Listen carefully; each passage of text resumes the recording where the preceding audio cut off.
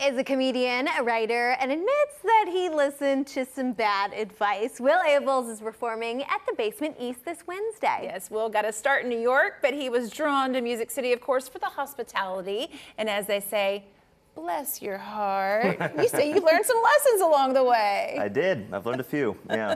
Share. Yeah, so I was in New York. I was doing fine, but I was doing the road a lot, and then there was this pandemic that happened, and I got stuck back in Maryland for a year, and I was like, I want to do something new, and I ended up in Nashville, and yeah. Did you fly down here with those eyelashes? Look at them, everyone at home. We said those things, yep, those will sell tickets to that. Give them a wink, too. Very good. All right, we'll stop it. Okay, so how would you describe your comedy style? Well, I do a lot of storytelling, and honestly, if it doesn't happen to me, I can't really talk about it. So I have to base a lot of it off of real experiences and stuff. Like, sure, I exaggerate a little bit, but it does have to some way happen to me at some point or another. Yeah. Interesting. We're going to take a listen, and we'll chat on the other side. Yeah, well. First job I had when I moved to Nashville, I was driving for DoorDash. I was dashing it out there. Any dashers? All right, the rest of you billionaires, I assume? But I was driving for DoorDash, and it took me 10 days. It took me 10 days here in Nashville before I had a guy named Bubba offer me a cash tip for his Chick-fil-A, but I could only get the tip if I came inside his house and got it. Did I go?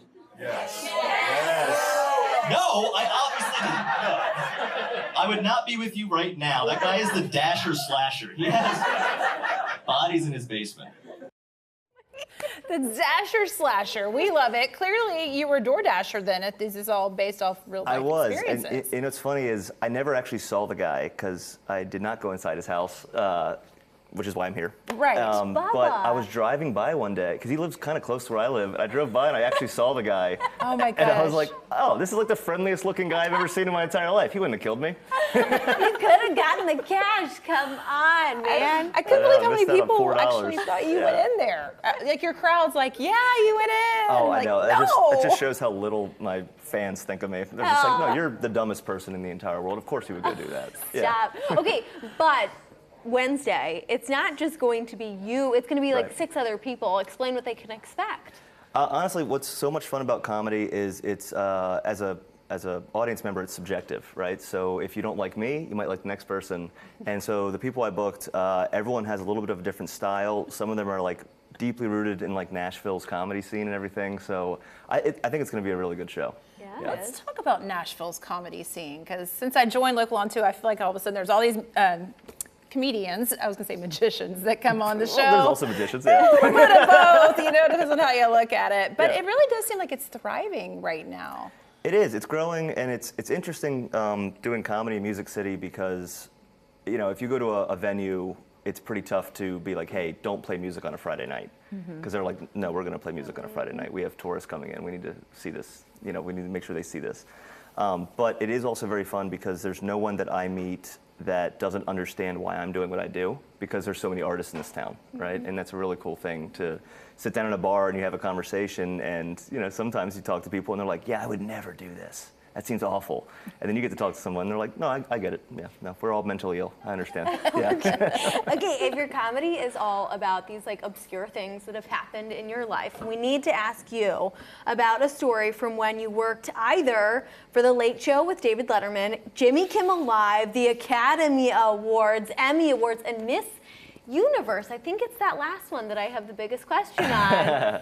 Well, Miss Universe, I don't think I can talk about yet because my contract's not up. But I think Letterman's been long enough. But honestly, my year at Letterman was probably one of the best years of my life, honestly. I met all my best friends in New York, and one of them, okay, this is a fun story. So I moved there, I had a job like selling cameras, essentially. And then I got fired from that job, and a friend from college set me up with Letterman. And my first day there, I interviewed with this guy named Tori. And about 6 months later, I was trying to move out of my apartment, and Tori comes up to me and he's like, hey, I know that you want to live in Williamsburg and you can't afford it, and I can't afford it either. Do you want to share a room for like 6 months? We'll finish Letterman, and then we'll both get real jobs, and we'll move on. And I was like, sure, that sounds great. And the room was so small, because it's New York, Right. that we shared a trundle bed. So there was my bed, and then his bed pulled out underneath, and we shared that bed for 3 years. Okay. New 6 York. months to 3 years. Hey, you guys I mean, became we great never friends. got in fights. Like we had a great relationship. I mean, he's the best relationship I've ever had, honestly. So, Love a trundle bed. but that was all at Letterman, and I was always a little bit annoyed because he was allowed to speech on the inside. So speeching was when you had the audience come in and you would give a speech. I was forced to be outside because my boss knew I was a comedian. So she was like, "Oh, you can deal with the unruly drunk people." And then Tori got to be inside. And then our final day, we actually got to speech together. And the boss of our boss, he came in and he was like, "That was the perfect speech I've ever seen. I've never seen a speech that perfect. Like, that was amazing." And she was like, "I didn't know that you guys are going to be so good together." I was like, "We share a bed." Literally. Of Trundle bed. Yeah, of course we're going to be pretty good. Well, how has your comedy changed from what it was like in New York to what it's like in Nashville? Well, that was the thing. Is the more I was doing the road, I was realizing like New York is a very specific bubble, and it's a great city, and I love it and I miss it. But when I started traveling, I realized like not all of us have the same day-to-day situations, right? And so moving to Nashville, I had to learn how to talk to the South, which was something I didn't have to do before. And I don't know. People from the South are really good storytellers.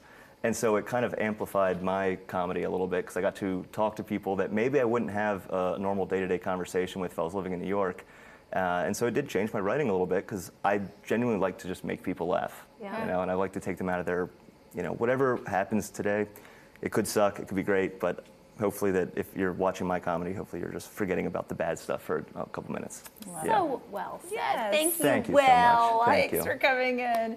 Y'all check out Hey, It's a Comedy Show with Will Abeles and friends. You can check him out at the Basement East this Wednesday.